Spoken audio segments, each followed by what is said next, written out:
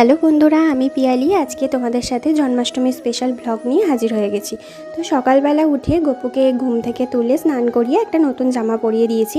তারপর একটু ছোট্টখাটো আলপনা দিয়েছি। আমি খুব ছোটোখাটো করেই পুজো করি, নিজের মতো করে।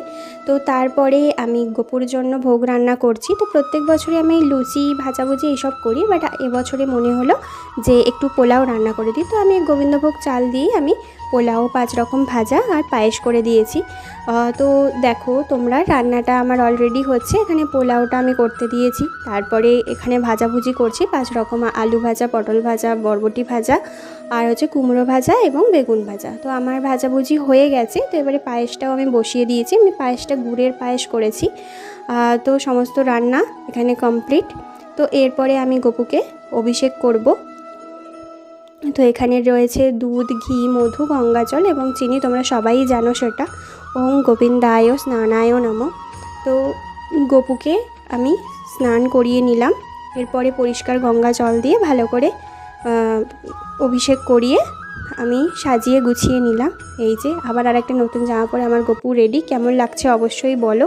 তো আমি গপুকে সমস্ত কিছু সাজিয়ে গুছিয়ে তারপরে ওর ভোগ আমি ওরকে নিবেদন করেছি। তো ভিডিওটা তোমাদের কেমন লাগলো একটু অবশ্যই জানিও। তো গপুকে নিজের বাড়ির সদস্য মনেই করা হয়, সবাই সেটাই করে, আমিও সেটাই মনে করি। তো সেই কারণে নিজের মতো সাধ্য মতো আমরা সেটা আয়োজন করি। তো এখানে ভোগ নিবেদন করেছি এবং তার সাথে চিপস, ক্যাডবেরি এবং কিছু মিষ্টি আমরা দিয়েছি।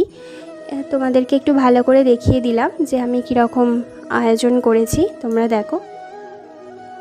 তারপর একটু ছবি তুলেছি। তো বিকালবেলা ছিল আমাদের পাড়ার প্যান্ডেলে, যেখানে হচ্ছে আমরা লতিপুর মানে উলুবেড়িয়া লতিপুরে পাড়ার প্যান্ডেলে আমরা থাকি। দুর্গাপুজোর জন্মাষ্টমীর দিনকে দুর্গাপুজোর প্যান্ডেলের জন্য মাটি তুলতে যাওয়া হয়। তো দেখো, সে খুব বিকালবেলা বৃষ্টি পড়ছিল, আমরা ওই 4টে নাগাদ গিয়েছিলাম। তো সবাই আমরা ছাতা মাথায়, ড্রেস করছিল সাদা লাল পাড় শাড়ি, কিন্তু এই বৃষ্টির জন্য সত্যি কথা আমি আর শাড়ি পরিনি। তো আমি সাদা লাল চুড়িদার পরেই চলে গিয়েছিলাম। তো সেদিনকে সারাটা দিন বেশ ভালোই কাটলো, মন মেজাজ খুব ভালো ফুরফুরেই ছিল।